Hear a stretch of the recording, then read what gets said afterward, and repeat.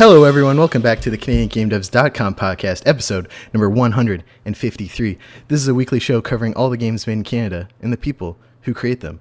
One of those people is joining us this week, a special guest. Andrew, welcome to the show. Hello. Please introduce yourself. Tell the listeners what you do. Hi, I'm Andrew Czarnietzki. I'm one half of Only by Midnight, and we're wrapping up production on our debut game, Curve Space. So Andrew will be joining us this week to go over the usual rigmarole of the show, and then we'll be putting up a special interview with him and potentially his partner on the studio later in the week. But of course, as you know, CanadianGameDevs.com is supported by our amazing patrons over on patreon.com/CanadianGameDevs. You can back us early for special Discord channel, all exclusive to our patrons, 2-day early access to the show, occasional game key giveaways, occasional event discounts for different Canadian gaming events around the country, and the knowledge that you're helping us keep the lights on. Joining me this week, of course, my other co-host, Steve. Hello, Steve. Yo, what up? You're still alive. You made it another week. God forbid. Another God forbid. point. Wait, what's that in weeks around the sun? Point. It'd be 1 over 52. Yeah, point. No, never mind. I was trying to do some fun math there, but it didn't work. I'm not very good at math. You can just say .019 if you want. Is that accurate? Well, just 1 divided by 52 is .019. You made another .019. We'll round up to .02 percentage away around the sun this year. I'm down. Excellent. How's everyone doing? We were talking about the weather a little bit because that's... What do I sound like, Steve? Tell me. You sound tired after that little bit of math. Math takes it out of me. I was elected to lead, not to read. That was a Simpsons movie reference. We were talking about the weather a bit before. We had all of us... We're spanning the country today. Steve's in Toronto. I'm in Halifax. Andrew's Edmonton. in Edmonton, correct? Oh my goodness. We're in 3 different time zones here. It's a miracle we even got on to record together. And all still in Canada. That's impressive. That is big country. Big country. Let's start with some events. I got a couple I want to plug. First off, the Breakfast Game Audio Club is having a meetup this Wednesday, August 5th at 9 a.m. Eastern Time. If you don't know, at the first Wednesday of every month, the Breakfast Game Audio Club meets usually in person, but COVID happened and now it's over Discord. So if you can join on the Discord, wherever that time is for you, you should definitely hop on. They talk about game audio challenges they're tackling in games, some cool game audio related things they found the past week. It's a great time. Grab a cup of joe, join them on Discord. And yeah, that's totally free for everyone. Links up on their site, and the hashtag is the Breakfast Game Audio Club. DMG is having their August Speaker Social Tuesday, August 4th at 6 p.m. Lots of great speakers this week. They also have that on Twitch, so you should check that out. They're also doing a Haunted Discord RPG. I don't know if you guys have played many tabletop games, but over Discord they host occasional RPG nights, and this month's is Haunted. Ooh. Yeah, that's on Saturday, August 22nd. All of these events free, of course, to attend, except for these two. Again, happening this fall. Game Dev Atlantic from 8 a.m. to 8 p.m. Eastern Time. Lots of great speakers. Lots of interesting Atlantic game developments. In the past year, we've had ZeniMax bought Alpha Dog Games out here, and we'll be making Bethesda properties with them. That's pretty exciting. And we have different indie studios popping up all the time. It's really hard to keep up with that. So if you're interested in hearing talks from some of the talent out here in the Atlantic game dev scene, September 18th, 8 to 8, and then the next weekend, Game Devs of Color Expo. We've been plugging all of that. And all of these are, of course, up on the site, CanadianGameDevs.com/events. Andrew, are there any events you want to plug? I'm trying to think. There's the Indie Game Dev Business Expo in San Francisco here, which is kind of interesting on the business side, but nothing kind of right here this week. How about you, Steve?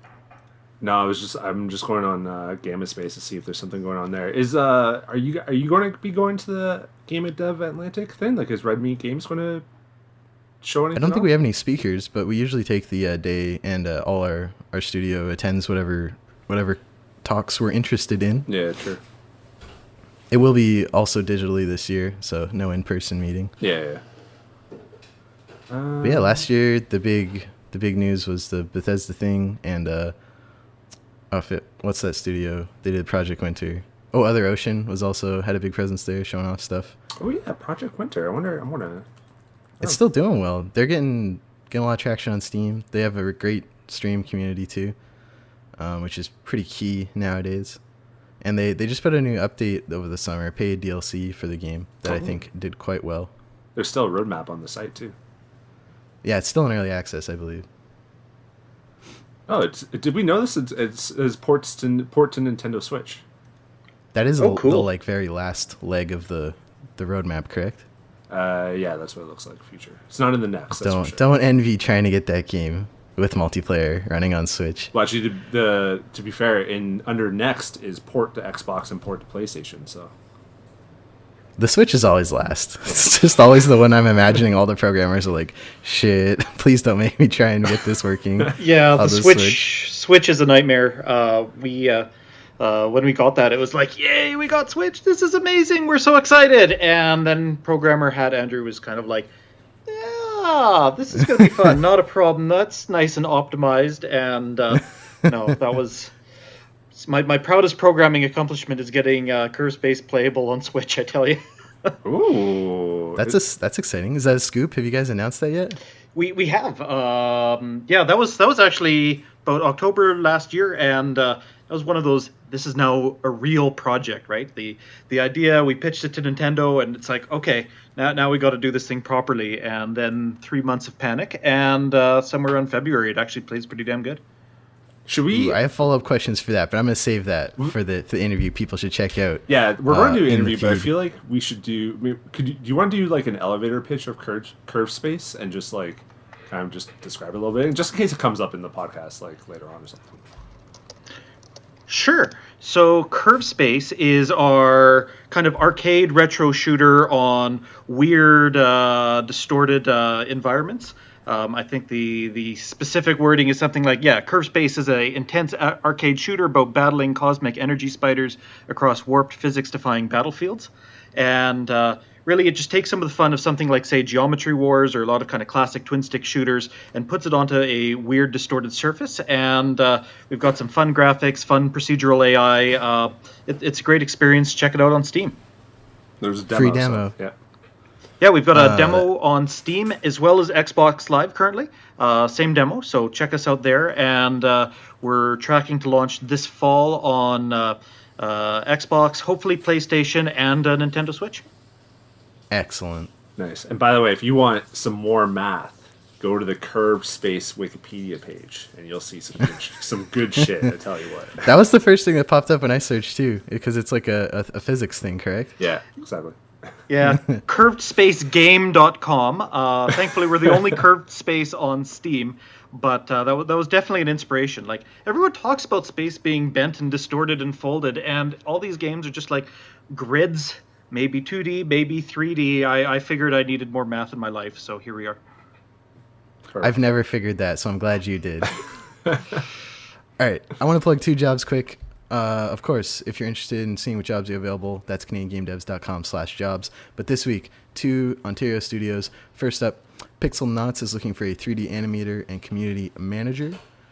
These can be remote, but they also would have you at their St. Catharines studio. The option is available.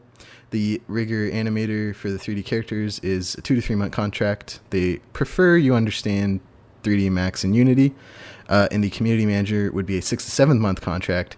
Ideally experience running early access and a Kickstarter. Wink, wink, nudge, nudge. Ooh. So, if either of those are interesting to you, hit up CanadianGameDevs.com/jobs, or you can contact Alex at pixelknots.ca directly. And Canuck Play, of course, the powerhouse studio behind Doug Flutie's Maximum Football, are looking for a Unity game developer and QA tester. These are on-site locations at their Peterborough office. Familiarity with C#, Unity, and ideally familiar with the Doug Flutie Maximum Football games, because that's what you'll be working on. So looking for a part-time QA tester, a full-time Unity game developer, and senior Unity game developer. Does that sound enticing at all to you, Andrew, or are you pretty set on bringing out Curve Space this year? I'm pretty set on Curve Space, kind of all in on that one. And even then, Curve Space is a departure from the day job making VR crane simulators in Unity. So it's if this whole energy spider thing doesn't work out, I'd probably be back there. But it does sound like a pretty neat opportunity. Excellent. Thank you for hearing me. And you can check out those jobs at home, CanadianGameDevs.com/jobs. Now we're on to what Steve and I dub the prime rib of the show. You know those pictures, Andrew, of like a cow and there's dotted lines outlining all the different parts of the cow? I do indeed. We are at the prime rib section. This is the news, and I have several stories I want to plug for everyone this week, and get your raw prime rib reactions too. First up, Night Squad 2 has been announced for PC and Xbox One. I don't know if either of you are familiar with Night Squad 1. Huge indie cult hit, 8-player single screen madness. This game. It has a second one coming out PC and Xbox One this holiday 2020 from Quebec City-based indie game studio Chain Awesome Games. Good studio name. Announced via their studio's official Twitter, Night Squad 2 is a sequel to the studio's 2015 classic Chaotic Arena Friendship Destroyer. Good pitch. that is a great name right there. Dig it. Which released on Steam, Xbox One, and Switch, all a couple years apart. The sequel will feature 13 different game modes, 100 different arenas, local and online, cross-platform, 1 to 8 player multiplayer, and loads of character customization options. I threw some GIFs on the page here if you guys are looking at it. I don't know if you're familiar with Night Squad 1, but this, to my eye, is a much prettier, much more exciting sequel to a great multiplayer co-op experience and competitive. What do you guys think looking at this page here? This looks like a lot of fun. This is cool. I never played the first one. I don't know, Andrew. Did you ever dabble in this? Like, I to be honest, I didn't even like know of these guys or anything like that. This looks pretty dope. This is news to me. Like, my immediate gut reaction is like medieval Broforce, and this is amazing. 8 people. It's got some Bomberman vibes too. Yeah, medieval Broforce meets Bomberman. I'm sold right there. That looks great. No PlayStation love though for this one or for number 2 or 1. I have a sneaking suspicion, Steve, that announcing only for Xbox means that there will be some Game Pass shenanigans happening with this game. Because they said were PC and Xbox One, which makes me think it'll probably be like a Game Pass day one deal. That's fair. Got to get that Game Pass money. We're trying in a post-launch. Yeah. I'd be interested to ask more about that when we get to the interview too, because the whole streaming and subscription model is very ambiguous. We rarely get a peek behind how those deals go down. Basically, the answer I know very little as well, and I inquired, and it came sort of back as, well, unless it's a timed exclusive, it'll probably be something after launch, and let's talk. And so I said, I'd love to talk, and I'm still waiting. Okay. The talk has been very one-sided so far. It has, yeah. Next bit of news this week, in probably the freakiest, scariest trailer I've seen in a long time, during Geoff Keighley's Summer of Game Fest, he announced with Maja Moldenhauer from Studio MDHR that Cuphead, finally out on PlayStation 4. It's been a long meme between the console fan bases. Cuphead come to Switch and then ultimately PS4. This trailer, I don't know if you guys saw it. I embedded it here in the article. They did a stop motion trailer. They partnered with a different studio to do that. It's freaky as hell. Like King Dice has some freaky eyebrows and facial animations here as he's kind of like ripping Cuphead apart and then stuffing him back together. It's weird, but I like it because it's very different than all their other trailers, which have been more modeled after that, like Fleischer animation trailer with the curtains pulling apart. Take a little gander at this video is the here. art style of the game at all. No, not at all, which makes it, kind of a cool little experience, I think. Yeah, I wouldn't have expected that direction. I love the art. I love everything that they've done. I suck at the game, but I love that it exists, and I've watched quite a few playthroughs because I suck at it so much. But it is, what a mastery of animation and art style and all these things. I'm actually kind of surprised it wasn't on PS4, but good for them to get it out there. Originally out 2017 on Xbox One and Windows. Then it came to Mac came to Mac a month later, and then Switch in 2019. And finally on PS4. The thing I think was holding it back was they had partnered with Xbox for the launch of the game, and I think Xbox helped them with development because it launched console exclusive on the Xbox One and Series X. Yeah, I remember I remember doing another story where someone asked Studio MDHR like if Cuphead would ever come to PS4, and I feel like it came out as Cuphead 1 wouldn't, but like any future Cuphead could, because of that, like, yeah, because basically Microsoft like helped fund this game or what have you. It's interesting that they got it on Switch. Like, both technically, like that's a lot of memory in those animations, as well as that they were able to get it on Switch with such a business arrangement. But it's nice to see it from like the consumer side. It's a great game. I'd love to see it on all the big three consoles. I think you can get Xbox achievements on the Switch version too, can't you? That only works in Minecraft because of how they set that up. Yeah, it is its own game on Switch, but the way they had their deal with Minecraft was you actually sign into your Microsoft account, so you can actually pop Xbox Minecraft achievements on your Switch. It's weird, like it shows up at the bottom like it would if you were playing on an Xbox. That's so weird because that was the play one for all or version or whatever, right? How they just had crossplay for everything except for Sony at first.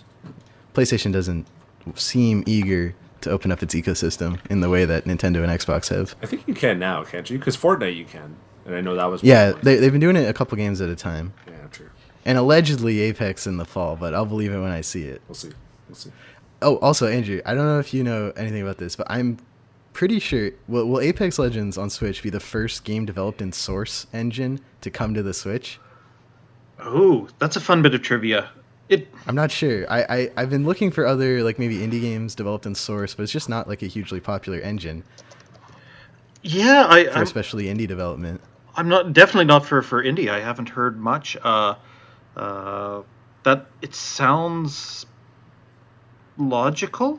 Like you talk to everyone, and it's Unity, Unreal, occasionally Godot, maybe Game Maker. I think the only time I've seen Source used is Black Mesa and. Dear Esther, I think. Yeah, Dear Esther was Source. That's right.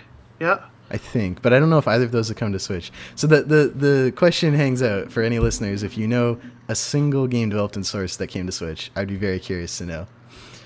But anyway, next bit of news: Terrorarium. I have to think really carefully every time I say this game name because you want to default to terrarium, like what you'd put a turtle in, but it's a horror garden adventure game, Terrorarium, 3D puzzle platformer about wanton destruction and adorable gore across a galaxy of community-designed murder gardens.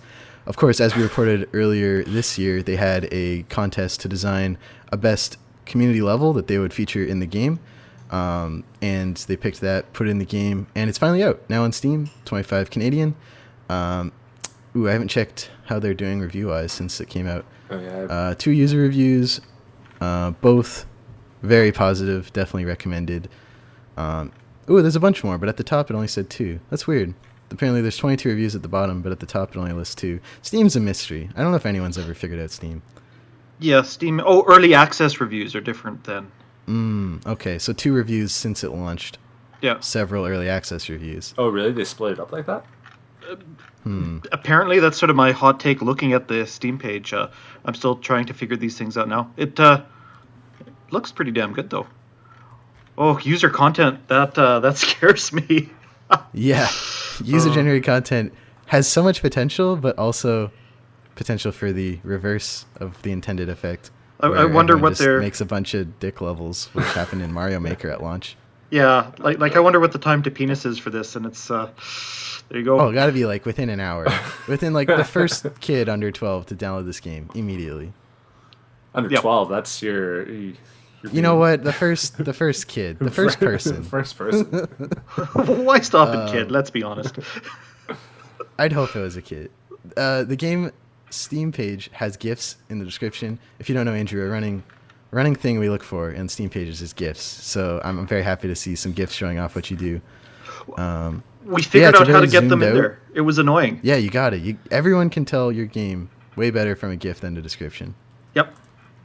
On which note, I'd love feedback on our Steam page. This is kind of new territory for us. I've been making games for a long time. I can tell you all the weird stuff about Unity, but this public marketing thing is, it's weird. So still figuring it out. Would love feedback. Yeah.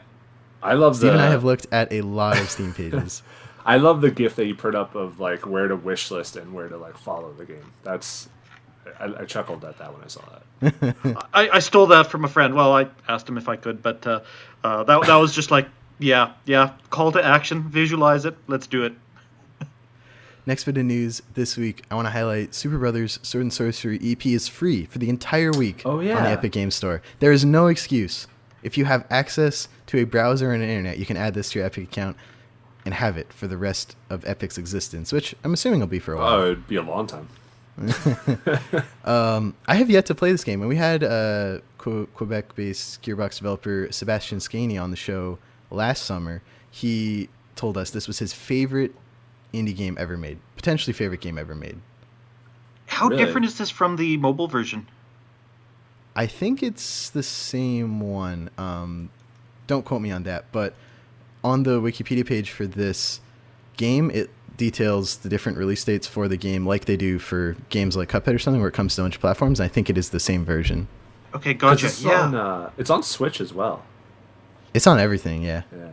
I got But it on my it's not free on everything. old iPhone when I had an iPhone. I remember this. Like, oh, brilliant game. Brilliant art style. Like, it has so many amazing pieces. But it did get a little postmodern for me. There's something about it's like, you can't complete until the actual phases of the moon align. And it's like, that strikes me as a little pretentious. But that said, it was a cool experience. And it's neat to see it still here. This is awesome. Have you seen the trailer for their new project, Jet the Far Shore? It was announced during the PlayStation 5 reveal stream. Ooh. I've linked it at the bottom of this this article here. So I think this is a perfect opportunity because they've said holiday 2020 for their next game. If you want to go back to the OG, released in 2011, Superbrothers. So they haven't released a game since this. I'm sure they disappeared with all that early indie game moolah. Apparently they went to just a random cabin in the woods in Quebec, and I think they've kind of just been messing around, experimenting with stuff, and their next game, Jet the Far Shore, coming out in a couple months. That sounds like game dev heaven. How weird is that? Don't you want just that just a few money? Just go do whatever you want. Like, it doesn't even have to be that much. Just the core team, let's go get a cabin. Yeah, cabin in the backwoods of Quebec. I'd take it. Let's do this. That sounds amazing. This looks Excellent. awesome, by the way. Jet the Far Shore. I'm intrigued. It's so different because Superbrothers is a 2D, very, I wouldn't say basic art style, but like a very limited, restrained art style. And then Jet the Far Shore is like these big, sweeping vistas, and they're going to outer space, showing galaxies and stuff. And it looks to be sort of like a 3D, or at the very least, like Limbo or Inside style, like side scroller. More Inside, where it's like 3D assets, you know? Power of the PS5. The power of the PS5, Steve. You could run this on probably a PS3, let's be honest. Yeah, probably. All right, next bit of news I want to highlight for everyone. Oh, and I'll just say, that's till August 6th. You have to add that to your account. Definitely do it. I just did it. Do you play the sound? You want me to play the sound? I'll play the sound. Yeah, we have a free download sound. I like to play a sound effect whenever someone does something like that while we're recording. All right, 2 more bits of news to plug. This one hit me out of nowhere. Was not anticipating this at all. Toronto-based Komi Games announced that 90s icons Toe Jam and Earl are coming to their fighting game, Mighty Fight Federation, with Yuka and Laylee coming at a later date. This reveal trailer is great. They like come up on the elevator and bust out. I think they just had a game last year. Someone's bringing them back, and there's a sequel to that one, Toe Jam and Earl. That is. I think there was and like Steve, a you were just talking about Kickstarter. this recently. Yeah, I think there was like a Kickstarter game from back in the day, but Toe Jam and Earl was like I knew it as a Sega Genesis like platformer action game thingy from back then, and then I don't remember. I'm just looking at the Wikipedia because I don't remember ever playing another Toe Jam and Earl other than like Sega Genesis like ever again. Because I know Adult Swim got the license somehow, and so Adult Swim Games has been working on bringing it back. Yeah, and I think I actually played. Yeah, I think I played. There was 2. There was just Toe Jam and Earl that was released in 1991. I'm just looking at it, and then I remember playing and renting Toe Jam and Earl Panic on Funkotron. That was the one that I remember like playing because the name is just like the greatest name ever, especially if you're like a 10-year-old Steve Crane. Okay, which one's is Toe Jam the one with 3 legs? I think Toe Jam is the red like ton thingy, and Earl is the big orange dude. But I don't, How about to be honest, I don't remember. How about you, Andrew? Do you have any affinity for Toe Jam and Earl? I just learned it exists. It's looks neat, but I missed this in my childhood, so there we go. Yeah, I only Excellent. rented these games. I didn't really have the affinity for Toe Jam and Earl like I did for like Streets and Rage and like other kind of classic Genesis games. So, Toe Jam and Earl Mission to Earth. Oh, that was an Xbox game. Wow. You have me nostalgic for game rentals at Blockbuster. Like, that's a weird thing, but there we go. Oh, you guys have Blockbuster. I had a Cherry Hill Video in my town. I don't know if that was a chain or not, but that's where I would go to rent like Game Boy games and I don't think PS2 I ever had games. that. I had a Real Hollywood, and Real was like REEL, Real Hollywood Oh my Video. gosh. And I think that was a local one, and they had NES games. So if I wanted to rent an NES game, even if it was like in 1993, I could still do that. And then Blockbuster is where I went to for like Sega Genesis and Nintendo 64. And then by the time PS2 was around, I was working. I was a Taco Bell employee, so I was just buying whatever I wanted. Yeah, that was me when I got my first job in high school. I was like, what is this unlimited teenager money I could just go to EV Games with? You don't have to pay rent. You don't have to buy, like, there's nothing. You don't have to buy anything. You can just buy whatever Simpler you want. times. I just bought DVDs and video games. That's literally all I bought. Even DVDs were a little bit out by the time I was getting into TV and stuff. See, like, I remember, because, like, I was in high school, like, from 2000 to 2005, and that was, like, prime DVD time. That's when Family Guy came out on DVD and, like, revived that series. Dave, the Chappelle Show, like, so many things came out, and people would pass them around and stuff, and that was the We're getting a little too nostalgic here, Steve. We're gonna rein it in for the last bit of news today. Little bit. Golftopia. I don't know if either of you guys have seen this, from British Columbia-based two-man indie studio Min-Max Games. They are famous for their platforming action games Space Pirates and Zombies, Oh, I've heard of that. and Space Pirates and Zombies 2, SPAZ2, as you do, released in 2011 and 2017 consecutively. They added VR support to the sequel. Both have very positive reviews on Steam. Their latest game, a big departure, Golftopia. Design, build, and manage your own futuristic golf course. Keep 200 persistent visitors fed, hydrated, and happy, and defend your creation from a growing infestation of weeds and robotic workers and defensive turrets. It's weird. You can watch a little trailer here. It's kind of like the free roam. It's not grid based like maybe early Roller Coaster Tycoon or Zoo Tycoon. It's more like drag, kind of like modern like Planet Coaster or Planet Zoo, where you sort of like drag and like terrain will go up or down, or you can add like water that way. And then once you start bringing people into the park, they're playing the green. You got to like make sure the weeds don't take over, and there's even like some like tower defense stuff. It's whack, and it's just coming out early access on Steam for 23 Canadian dollars. What do you think looking at this trailer? This looks amazing, but like if you had told me earlier there was a terrain building, park managing cross with tower defense, I'd be kind of like, what? And it's a golf game, but this looks like it holds up and works. Do you actually get to like play golf on some of the courses? I love the course builder. That looks really awesome. I'm not sure actually. What is the tower defense part of it? Like, who's attacking this golf course? Is that like Robots, Steve? Robots? It's robots. It seems like it's crazy. All right, I'm watching the trailer now. Now I see it a little bit more. So, What, you right, don't defend your Golftopia. golf course with from robots? I don't think so. I like how they like hover. It's like a futuristic style golf where there's like some like they're bouncy hover pads karting and stuff. around, not like go golf karting. Yeah. I like the bouncy pads too. It's good shit. Yeah. Excellent. They also have a roadmap up on their Steam page. Not roadmap, but they like answer those Steam early access questions. They're thinking about a year in early access, and they of course have a Discord set up for feedback. And yeah, check that out. Min-Max Games in BC, Golftopia on Steam. That's it for the news this week. Thank you so much for giving me your thoughts on that. Now we're gonna move on to, if news is the prime rib, what's like the second best cut of meat? I don't know my meat very well. Tenderloin? Tenderloin. there Let's you go with go. tenderloin. It's better It's got than tender Tiger right in the Woods. name. I have no idea. I would go by price probably. I don't know what's most expensive. Wishlist this. If you don't know, Andrew, every week we highlight 3 upcoming Canadian-made games that everyone on the show has to add to their Steam wishlist right now, as we are all beholden to Gabe Newell and the mighty Steam algorithm. The more wishlists a game is on, the higher it shows up in people's feeds. So of course we want to help out some Canadian developers. Curve Space on the show. Ooh, I can find the exact date we did Curve Space because I keep them all at the bottom. It was June earlier this year. We plugged that.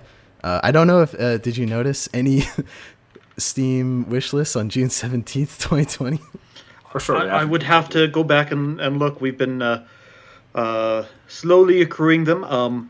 From a developer perspective, yes, wish lists, please, wish list. That the algorithm. The biggest challenge in this whole thing is that damn algorithm. Mm-hmm. Yeah, and we just learned today that the early access reviews don't get counted after the game comes out, potentially. Yeah, that seems extra unfair.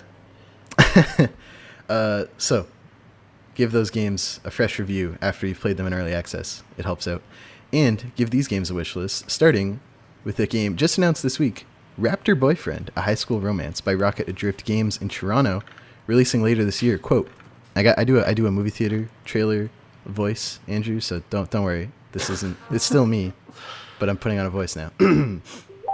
Raptor Boyfriend, a high school romance, is a dating sim about socially anxious teenage girl looking for romance with a conflicted, magical fairy, sensitive loner Sasquatch, and a bold, unpredictable Velociraptor. A teen drama about fear and change and finding hope in each other. So this is getting a lot of love from the Canadian game dev scene, Kifox, I think Vertex Pop, and a couple other studios liking, retweeting. This is Rocket Adrift's first game coming out this year, and it's kind of whack. These potential dates range from a Sasquatch to a Velociraptor, so I'm hoping there's a tinge of humor, as the best dating sims always have. Here I thought it was deadly serious with that cast. What do you think of the Steam page, Steve? Tell me first impressions. I feel like wasn't there another game that's like the dinosaur school thing during that PS5? Yes, that was Goodbye Volcano High. Yeah. Being developed by Co-op Mode in Montreal, but that was more of a I think all furry cast and a slightly different art style. Well, this feels more like Black Bar 2D point and click style. It has it has like the BoJack Horseman stuff too, where it's like there's actually real humans here, but also like a raptor. Yeah, that's a good comparison. But I'm down with that. I like the features at the bottom too, where it's like features, phone calls, sleepovers, makeout sessions, chill moments, collectibles, bonus scenes, etc., etc., etc. Controller support. A really deep moment where you stargaze and talk your feelings and stuff. There's a moment like that in Night in the Woods that really got to me. I wonder if that's a reference to that, or maybe that's just me connecting every game I play to a Night in the Woods because I love that game. As a developer, that one seems a lot harder than controller support. Andrew, looking at the Steam page, what vibes are you getting? So I'm not necessarily sure on the target audience, but this is a really well set up. Like, this looks good. It has a great quirky sense of humor. It's got good art. It's intriguing. Like that. Wait, what? There's a raptor? And then it's like, okay, I can see this. Definitely like high school BoJack Horseman vibes. The high school romance one, there's no trauma there that might make one want to relive that. No, but this looks great. Yeah, really well done. So I have to ask, Steve, Andrew, is Raptor Boyfriend on your wish list?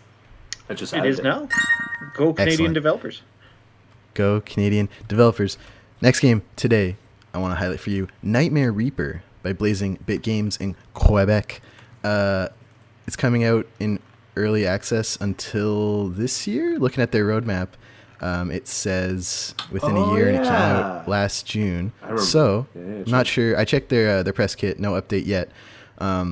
But explore the cursed depths of this nightmare while finding powerful weapons and improving your abilities in this retro first-person shooter that breaches the wall between classics and modern sensibilities.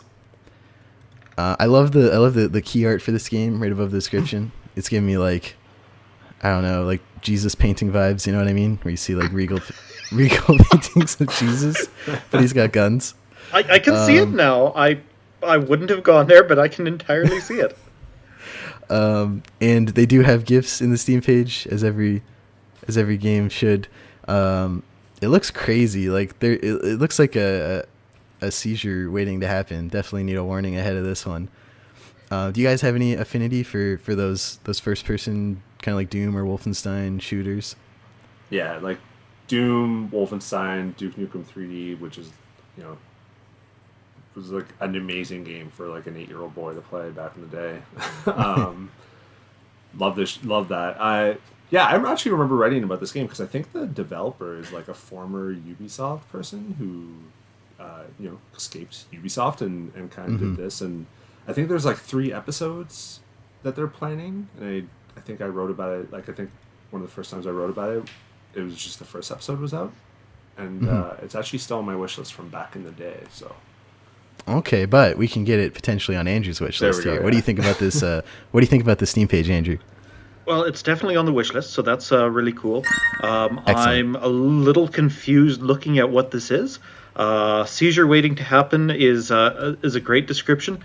It's not like just a modern remake of like Wolfenstein or something like that. It's all of a sudden you have kind of pixel art, Doom-esque mayhem, and then what looks like the map navigation screen for Mario, and I'm like, wait, what? Yeah, it's like a GBA that you pop up. Yeah, so there's some interesting things. The trailer does it a lot more for me than the screenshots, because the screenshots feel very chaotic and noisy, where when you look at the trailer, there's a lot of good, satisfying hit timing. Like it feels pretty tight for all of that. So yeah, I'm curious to give it a shot. Did you play like Doom and Duke Nukem and stuff back in the day, or? Oh yeah. Not as much as my friends with all the cool gaming computer hardware. We had an Apple II GS for forever, but certainly all the bootlegged Doom on the school computers and all of that I remember fondly. Oh man, yeah, I remember us loading Doom onto like school computers, and I remember we tried to get Duke Nukem 3D on school computers to play like multiplayer, and we could never figure it out. Too young to really figure it out, really. Yeah, early Quake. Loved the early Quake. Have you seen the ray traced Quake? No. Oh no, you know what? I have seen that. It looks so weird. It is like the greatest thing ever, except they screwed up what like you can't have Quake without like the blood red metal sky. They just have like nice happy HDR sky sphere. It's just like no, but I'm excited to actually see some of like these classic graphics mixed with some of that crazy technology. It's interesting. But yeah, Nightmare Reaper. This looks insane in a good way. I'm curious. That is a trend I'm noticing where it's like combining classic styles with some modern sensibilities, and they even say that in the description. But we played a game called Boreal Tales earlier this year. That was kind of a mix of like PS1 fixed camera, like horror adventure games like Resident Evil, but with some like modern audio, and like you pick up tapes that have like flawless audio playing, so it's kind of that weird mix of like something that wouldn't exist in that original style. It was really interesting, and I think this is kind of doing that for Doom, what Boreal Tales did for like Resident Evil. I saw one on Twitter here, and I can't remember the name, but I did make a point to look it up, and it's like Game Boy Colors, but then they broke the palette, and it's like, but the treasure chests have blue in them, and this thing has like a little bit of red in it. It's like, this hurts my brain, and I love it. So it's kind of cool to see taking some of these classic things, but then subverting it a little bit or twisting it around a little bit. It's kind of nifty. Excellent. Kind of nifty. Andrew.com. Check it out. Nightmare Reaper. Last game this week for Wishlist this. I want to plug A Night in Berlin, which is being published by Bad Smile Media and BC. It's releasing this year. Quote, A Night in Berlin is a narrative-driven, third-person shooter featuring brutal, fast-paced gameplay in a dark, atmospheric world. So this game came up on my feed. I think this is one of the first releases from Bad Smile Media. They don't have a lot of followers on Twitter yet, and their account was created very recently. But this trailer really slaps. I vibe with it a lot. And I think this... Oh, man, speaking of other styles, I think this has like early Deus Ex almost styles, but with like more modern animations. You can see from like the first trailer on the Steam page that the movements are very well rigged and feel modern, but the models look like PS1 or early PC third-person shooters, you know, kind of like Deus Ex or like what was the one with bullet time, the first like Max Payne. Yeah, Max Payne, yeah. You guys picking up what I'm putting down? Yeah, it reminds me a lot of that. It's not quite N64. It's not quite PS1. Yeah, it's kind of an interesting mix of that. Like, definitely, I was going to say this reminds me a lot of Deus Ex, or maybe even like without some of that N64 looks, which is a bit hard to describe, but the Perfect Dark feel is kind of some of that. But yeah, it's interesting. I'm kind of intrigued. I almost would want to see the graphics lean more into it, like lean a little more the like Zealot, where they actually have the that imprecise triangle texture distortion thing going on due to like the PS1 style graphics or something like that. Because like when I look at this first thing, it's kind of like, what the heck? Their lighting model sucks. And then you start looking at the trailer, and it's like, no, this is a purposeful aesthetic, and they're true to it, which is pretty cool. It's a weird style too, where a lot of the paintings on the walls and the like hallways you're running down look like just like blown up JPEGs, which I think is kind of fun. Steve, what do you think? Is that the CN Tower in one of the? Oh, where? Or the Space Needle? Like this third screenshot, he's like on the ledge. It kind of looks like the CN Tower. Oh yeah, but like, aren't you supposed to be in Berlin? Yeah. Oh, so that's probably a thing from Berlin. You know what? Duh. Thanks, Steve. What do you think of this Steam page? Steam page is good. I agree with like the graphic style where it's like it seems to be better than 64, but still like kind of has that. It's obviously like from that era or whatever. It's giving me vibe. I don't know if you guys ever played it, but there was a Mission Impossible game on Nintendo 64, which was actually like incredible. Yeah. It was such a good game, like considering what it was, like a movie tie-in game on the Nintendo 64. But it's kind of giving me that, which had a little bit of spy stuff to it, not so much as like shooting. But yeah, you got the Max Payne stuff. I'm digging this. It's got a blend of quite a few things. I see. Okay, wait, no, I was just confused because it says PvE, so I was like, is it like a multiplayer thing? But I guess this just means like player versus environment, like it is just a single player third-person shooter. Basically.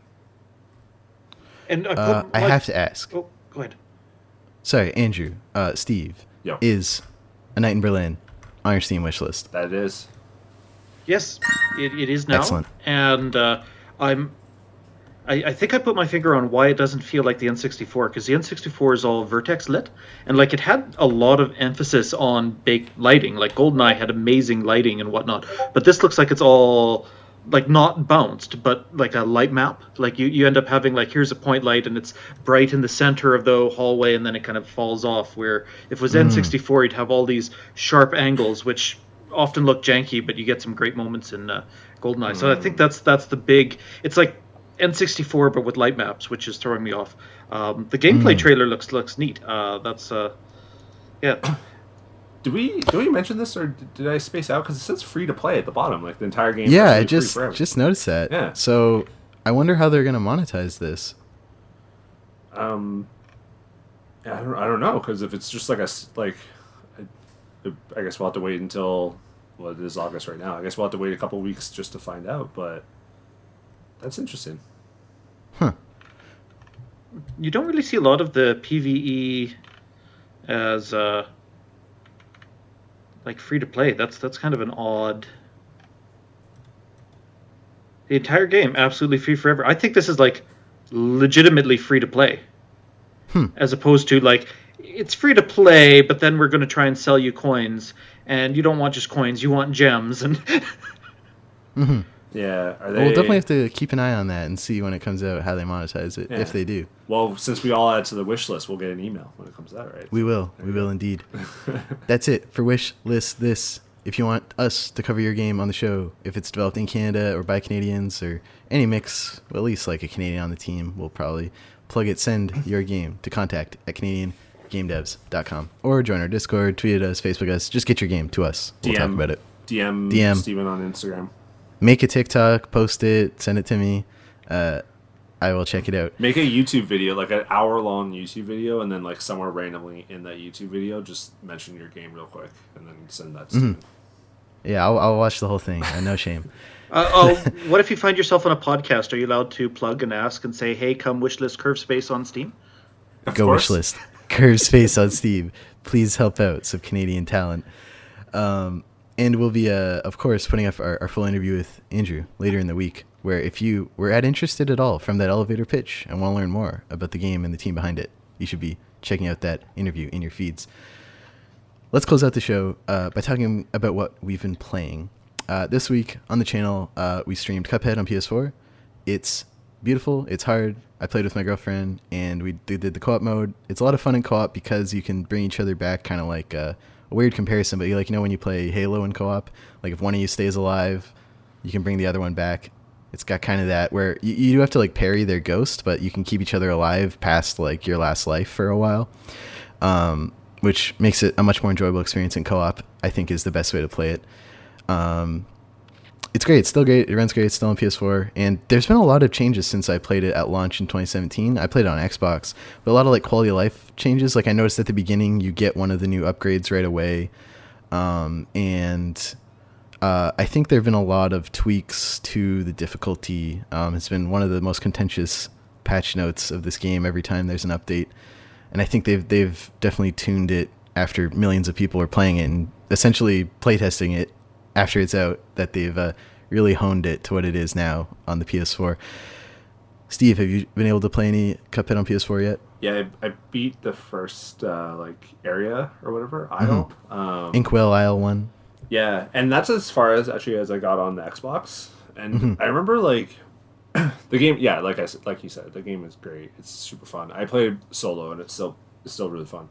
But I really just don't jive with the platforming levels at all. I kind of wish they just went the full just boss rush mode and just did all bosses. I would take, obviously it's not an equal comparison, but I would take instead of the two platforming levels, I would take one extra boss any day of the week. I'm just I don't want to do these these platforming things. It's just not as fun, and it's kind of a weird game to have a platformer because it's not very platformy.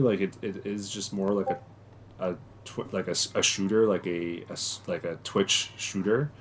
And so the platform doesn't jive well with me, but it's still great. I beat the first couple bosses.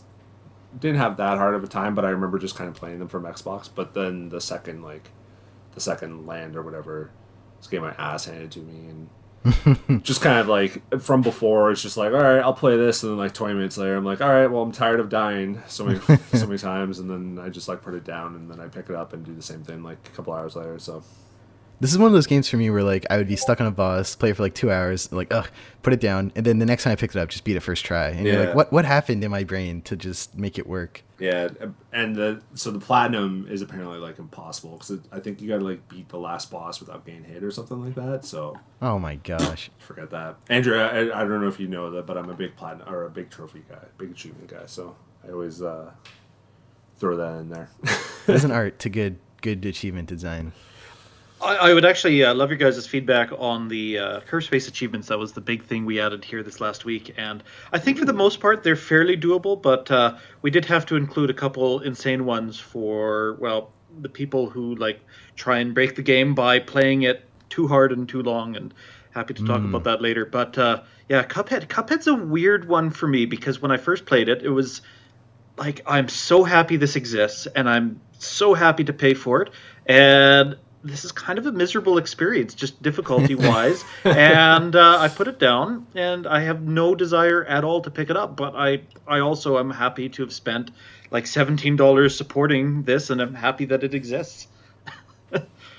It's brutal. It's so hard.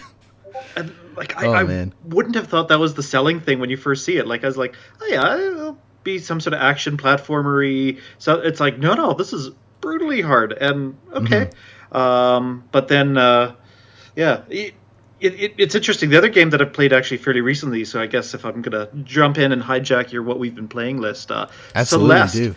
I'm a little out of date playing it, but wow. So I finally finished that on Nintendo Switch, and I learned just after finishing it that there are difficulty adjustments, and I was like hair away from rage quitting that. And like I knew what I had to do, but the Joy-Cons wouldn't let me. Like I think honestly, if it was an Xbox controller, I'd be okay. Should have played on like a Pro controller, and like, but that is absolutely perfectly in line with the game's theme and the metaphor and the design. And so the fact that I like overcame the game on that difficulty and those controllers, wow, I've never been more proud to beat a game in my life. So that was cool. It's a good one. Steve's not as hot on it as you or I think, but he's also given Celeste a go. I beat it legit, but I turned on like the sys mode to just get the platinum, because there was no way I was going to get that platinum like legit. Yeah, I even gave up on strawberries half the way through. It's kind of like, no, I need to beat this level. I don't care about these bonuses. Yeah, me too. Like I would be trying to get the strawberries, and then like eventually around World 3 or 4, I'd be like, you know what, fuck that strawberry. I don't need that. I don't need that shit. It's weird that you mentioned Celeste straight after Cuphead, Andrew, because I actually met Chad and Maja Moldenhauer at EGLX, I think in 2018, and I had just beaten Celeste, and I was super high on it, and I was like really impressed with its assist mode and its way to let some of my friends who weren't going to pick up Celeste until they heard about the mode, and then they did and were able to tweak their experience in a way that they could play it because of the intense difficulty on the normal mode. And I asked them at EGLX, I said, why didn't you think about putting an assist mode kind of like this into Cuphead? Because the Celeste devs were very open that like these sliders and tweaks just took them like a couple days to essentially figure out and put into the game, and they've heard from so many people that it was a way to open up the experience to them.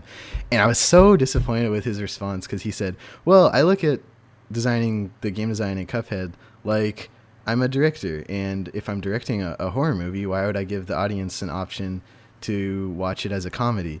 And like, that doesn't make any sense to me, because the experience of Celeste and Cuphead would be the same if you made, like, I don't know, if you gave your character more hearts, so like they're experiencing the same animations, they're seeing the same levels everyone else is seeing, but they can actually beat it because it's more accessible to them. Yeah, like I experienced 10% of Cuphead, and then whatever I've watched passively, but like watching like a Let's Play in the background while something like that's not the same. Like I specifically lost out on a large part of that experience because it was miserably tough. And like I feel I play a lot of games. I feel it was too tough. Like I could have gotten into it, but it's a time commitment thing. I don't have that many hours in the day to master this. I'm sorry. Like I support everything that they're doing in terms of the animation and making something that like just resonates. But yeah, I'm disappointed at the difficulty. I don't mind that the game itself is hard, but like yeah, it's sad that they don't have like a training wheel one. One of the interesting lessons I learned actually with Curse Face, like options menu. Let's just add an options menu because all games have that, and you need that. And started looking and what should we put in there, and like let's just add a mouse slider, like a mouse controller sensitivity slider. And me, the person, is like, whatever, I do not care about this because it's been optimized to my sweet spot, right? So it's like clearly it's the best that it'll ever need to be. Aiming is as tight as it's ever, like this, it doesn't need anything else. But fine, I'll add that slider. And every single streamer I've put, now streamers are kind of an interesting breed, but like these semi-pro gamer streamers who understand their thing and all that, first thing they do, move around. It's like, okay, see how this works. Option menu, slider, adjust, go back, options menu, yeah, adjust, click, click, click. Perfect. Wow, your controls are really tight. And if I didn't have that slider, it would have been a completely different experience. And like, I don't really feel like the assist mode is doing that. Like, it's not like it's putting you for like some sort of leaderboard or thing. Like, it's like my wife Jennifer, she'd not be able to beat Celeste on normal difficulty on those Joy-Cons in a normal amount of time. Like, it's just, it's not a worthwhile exercise. But the story and the metaphor and like you need to see this just for how this is game design and story all interwound. Yeah, you can only do that because of the assist mode. And like, I think that's great, and it's disappointing when you have games that are like, no, we're just gonna go totally difficult and I don't know, blame Dark Souls for inspiring it. But always, I blame Dark Souls for everything. Every day I wake up, if I stub my toe, it was Dark Souls. You died. You died. Thank you, Dark Souls. We also streamed Panzer Paladin on Steam this week. Holy cow, Steve! Panzer Paladin is astounding. I was so impressed with this game. Oh, it's awesome. It's so good. Oh my goodness. It's from Montreal-based indie game studio Tribute Games, of course famous. The studio name says it all, for making games that are tributes to the classic games of gaming history. Panzer Paladin, let me know if I'm on point here, Steve, because I think you have closer tie to this. It's like the DuckTales down attack, like Kane thing, with sort of like 2D Zelda, like if you get hit, if you're not moving, your shield blocks oncoming attacks, and then you can like throw your sword, kind of like in Zelda. Yeah.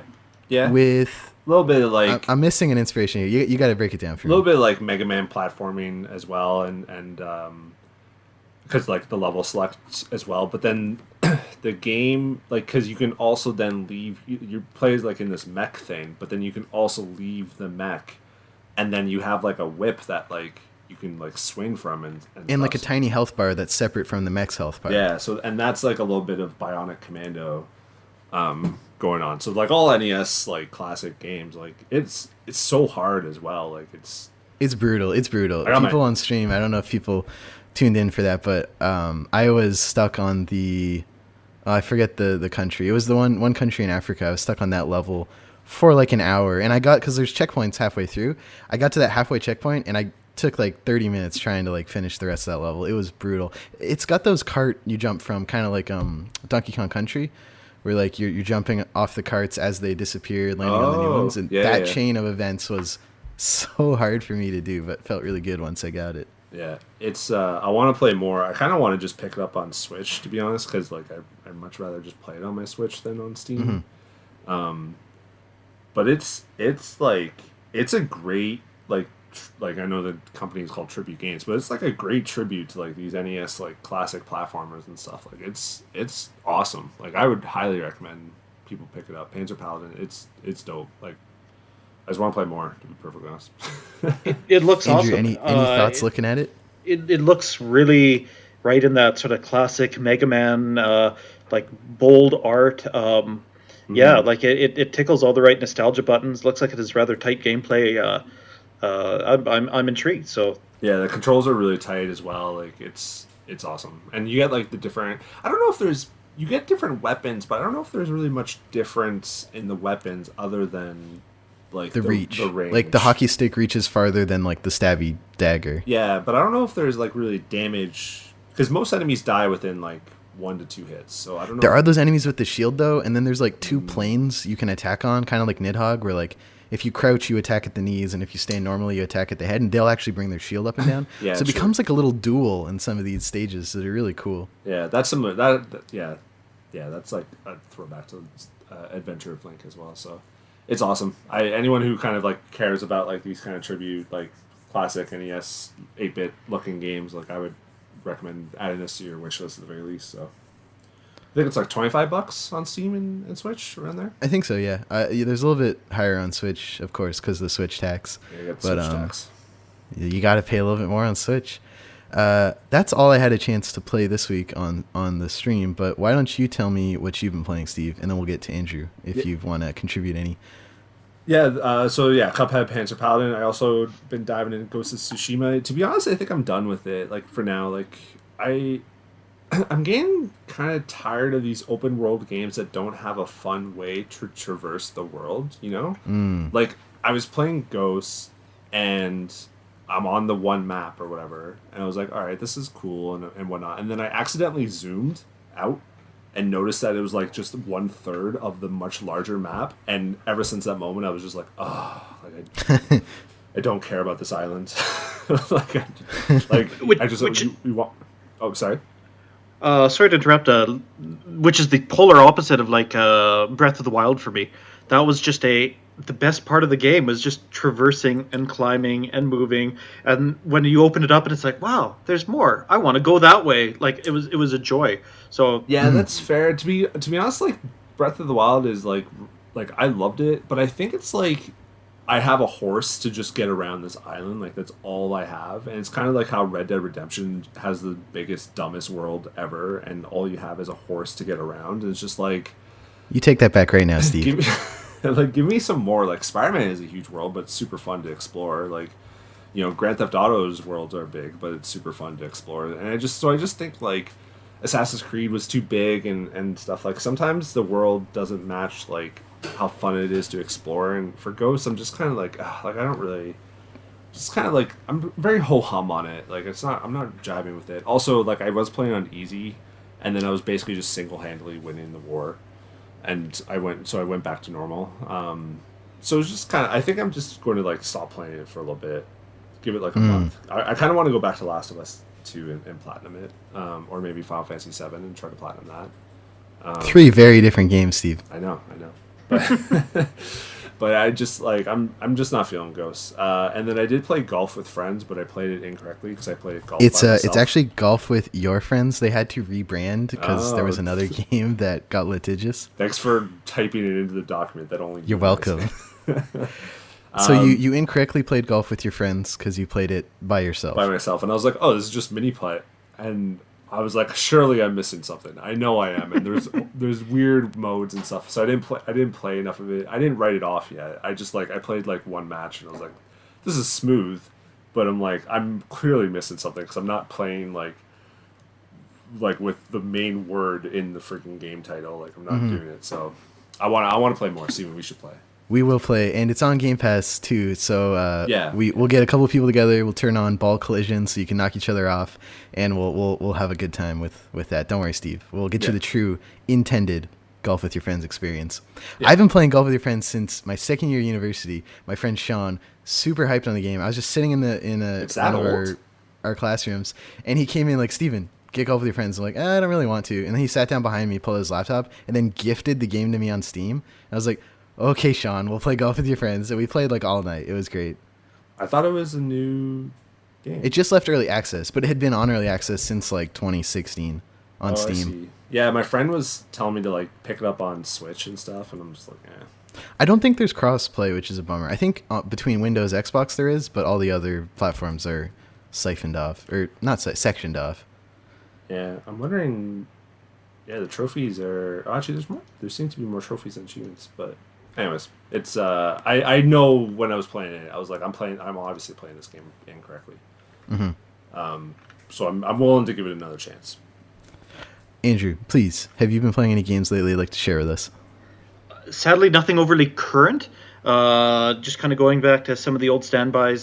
Just finishing Celeste here recently is kind of the big one, and rather proud of that achievement.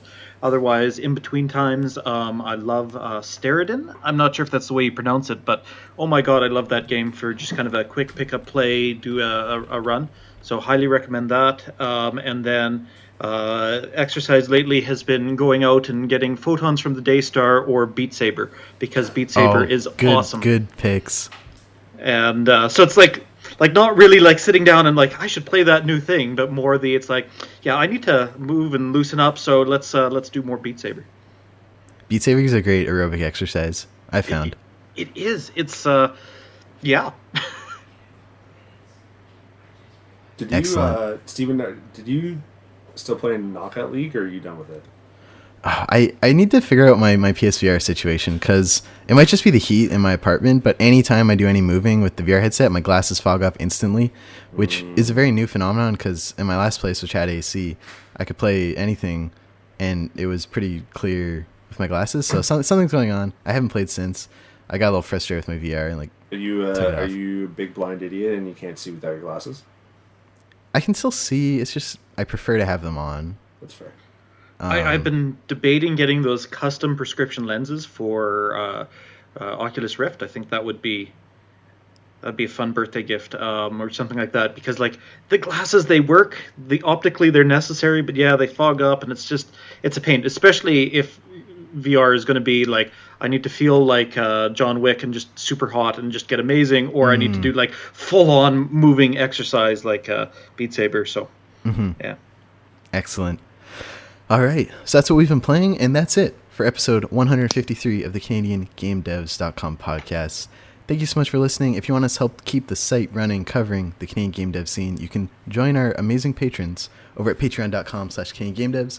As we mentioned before, backing us there gets you special 2-day early access to the show, a Patreon exclusive channel on our Discord, game key giveaways, game event discount codes, and the knowledge that you're helping us keep the lights on, covering the community and the scene. And you also get your name at the end of the credits, like these lovely folks. If you back us at higher than $1 a month, we'll throw your name here alongside Aaron McLeod, Elizabeth Avery, Hanel, Jean Leggett, Jeff Shepstone, Jeffrey Canham, Kai Hutchins, M5 Games, Nicholas Azorco, Nav from the Academy of Games, Pixelnuts_Alex, check out the jobs on our site, Slaughter Neko, and Stacy H. If you listen on Apple Podcasts, please leave us a review. We'd love to take your feedback. And if you're not on Apple Podcasts, you can send any feedback you have our way at contact@CanadianGameDevs.com. And thank you, Andrew, for joining us for all the news and events and talk this week. Where can people find you online, and is there anything you'd like to plug for the listeners at the end here? Yeah, thank you so much for having me. Great podcast, and it's a real joy to see a spotlight on Canadian game development. You can look up ours at curvedspacegame.com. It's got links to Steam, has links, information. You can also find us on the Xbox Live. We have a demo out there, and Curved Space on Steam.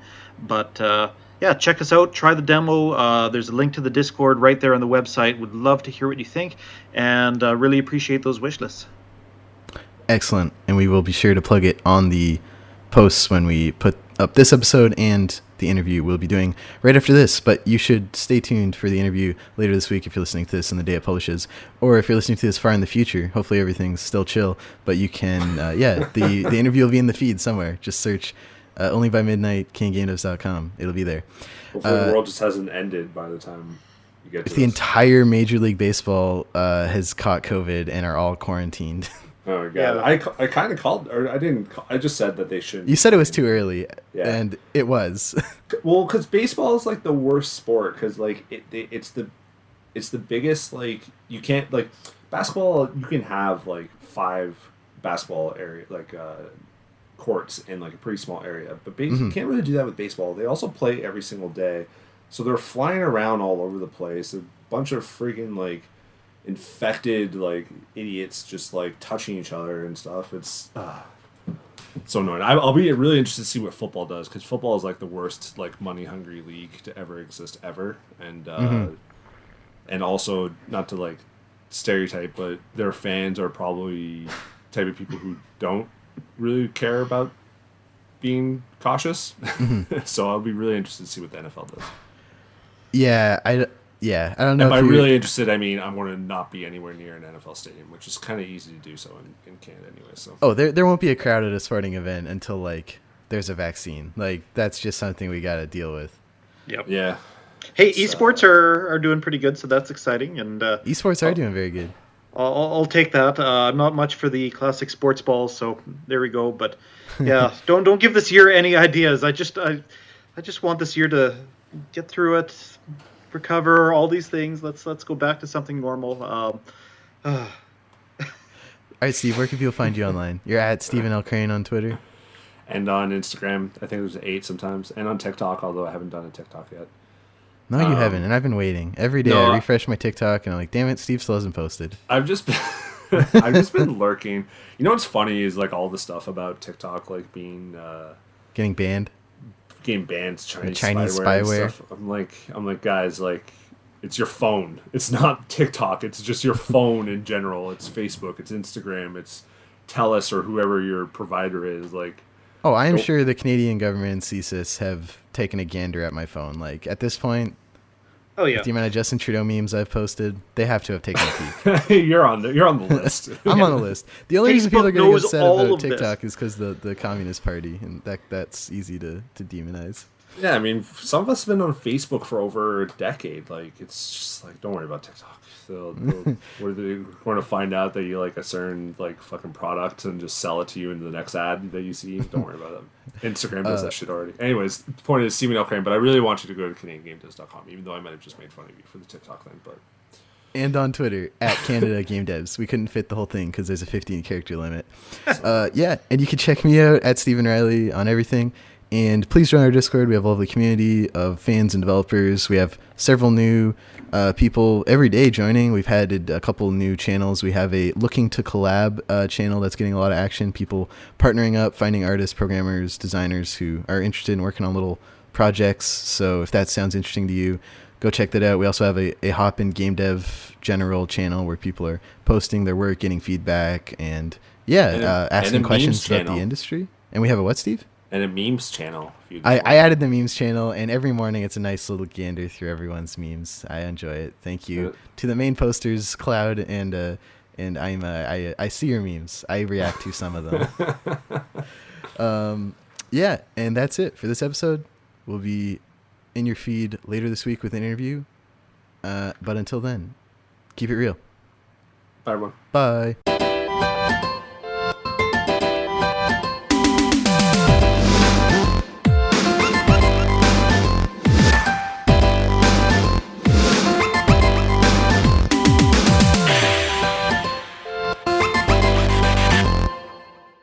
Like, we were babysitting her, and I wanted to watch, like, fucking the first playoff game or second playoff game, and she wouldn't have any of that. She wanted to just watch Paw Patrol, which... Did you pull it up on your phone, or did you just take the L that night? I just took the L. No. That's a lot of power you've given that's some precedent-setting power you've given. I know. I was just like, do you want to watch baseball? And she was like, no.